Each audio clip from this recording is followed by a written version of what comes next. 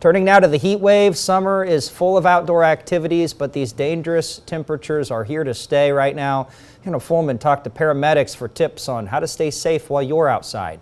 It's unbearable. Suffocating. Those are just a couple of ways people are describing this June heat wave. And with the heat index hitting the triple digits the next few days, spending time outside may sometimes be dangerous.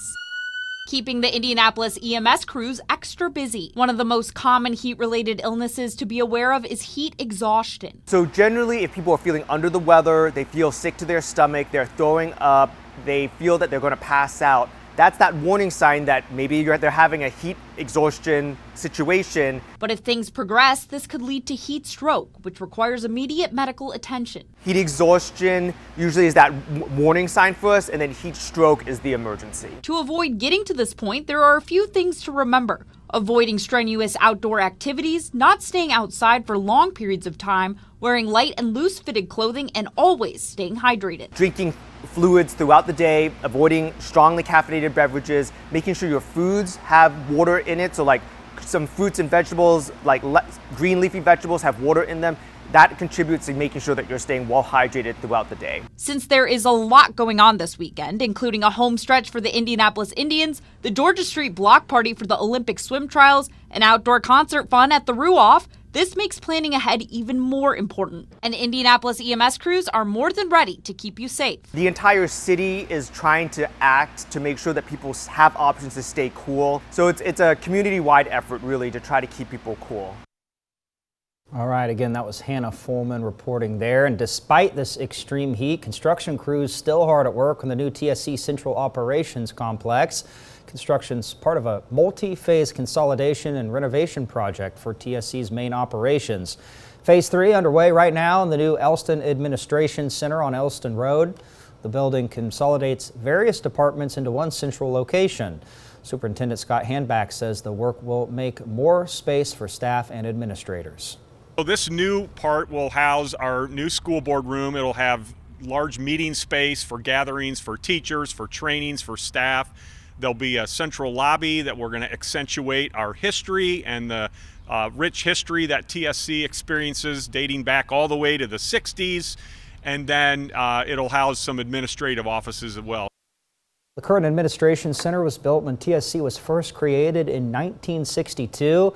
At that time, the district had 450 employees and just about 6,000 students. Today, TSC employs more than 1,800 and serves nearly 14,000 students.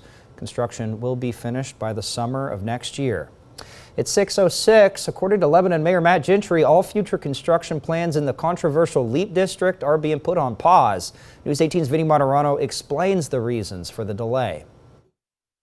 New construction in the LEAP district here in Lebanon is being put on pause as they're looking for additional water sources to cover new developments. Lebanon Mayor Matt Gentry says any future construction and development plans to the LEAP district are on hold while they search for additional water sources. He says there's water allocated for the initial phase of the Eli Lilly plant, but none for the second phase, nor other potential businesses interested in landing in Lebanon.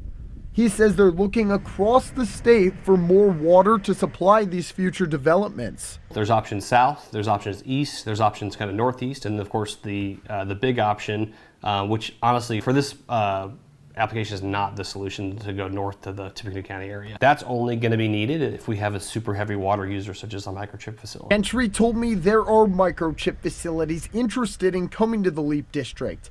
He says there's no timeline as to when they'll resume future development plans.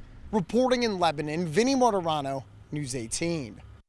Well, Democratic candidate for governor Jennifer McCormick's named her choice for lieutenant governor. She's chosen the USDA State Director for Rural Development, Terry Gooden. She calls Gooden a lifelong public servant who has the experience and the heart to serve. He spent 24 years as a public school superintendent and 20 years as a state representative. He says he wants to focus on developing economic opportunity for small communities and fighting what he calls the battle against women's personal freedoms and individual rights. I know in my 20 years of service at the State House, my vote on women's rights or women's reproductive rights was pretty spotty at best, but I was always counseled by my female colleagues that if these bills go too far, Roe versus Wade would nullify them. Well, folks, the Dobbs decision has changed all of that. McCormick will formally nominate Gooden for lieutenant governor at the Democratic State Party convention on July 13th. Well, the Salute to Women event last night recognized women who have made a positive impact here in Greater Lafayette and surrounding counties. This was the 50th year for the event. To celebrate the milestone, the YWCA added a new award this year. They're adding the Rising Star Award, which goes to a girl under the age of 18 who's made an impact in the community. This year, Trinity Gilbert got the award. Now, Lindsay Mickler, the president and CEO of YWCA Greater Lafayette, says the women being honored are change makers. Their ability as one individual to impact not only their life, but their family, their friends, it really is a ripple effect, and it really does create a better community, right? Because it takes all of us to do our part as we want to advance, of course, the mission of YWCA, eliminating racism and empowering women. Mickler says she appreciates the support from the community when it comes to the Salute to Women program.